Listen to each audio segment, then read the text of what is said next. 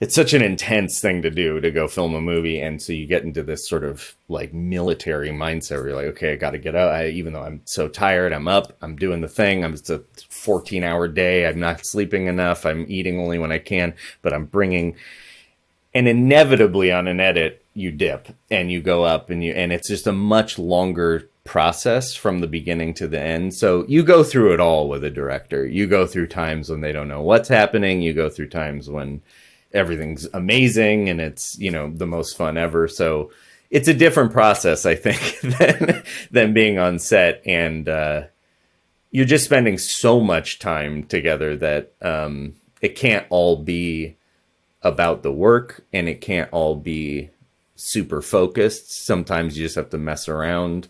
It really depends on the amount of time you have, the project, and the people and how they get along. So I feel extremely lucky to work with him because, like I said, when I started working with him, it's like you can make a joke about anything. There's no ego. And also you can talk about like Lacanian philosophy and psychology and how we're interacting with the screen as a viewer, and, get really intellectual at the same time. And I think that's a unique quality, I would say, in working with Jordan in the edit room. But he gives me a really long leash or whatever. Like I always think with him, we've talked about it so much. I've seen the storyboards. I've read the script so many times. I've seen the footage.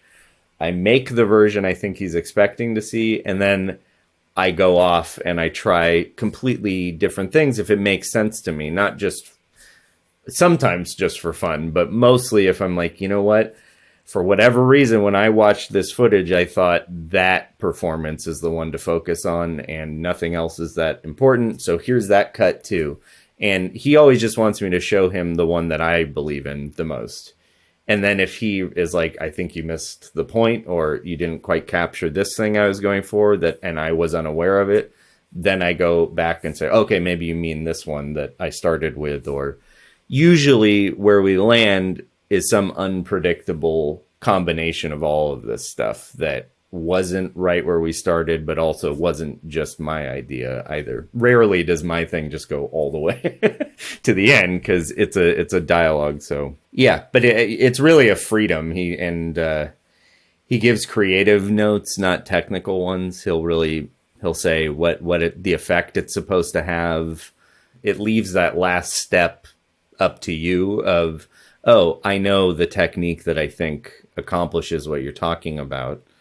Or leave me alone. I have to try some stuff because I don't know how to do what you're talking about. Or to sometimes say, I don't think you can do what you're talking about because of this or this, and if you really want to do that, you might have to go reshoot this or that, or, but most of the time it makes sense. And then towards the end, if we still haven't got it, like me, the sound designer, the composer, what he's going for, then he'll say, you know what, just cut there. He'll give us that if he really feels the need to, but it's the last resort usually for him.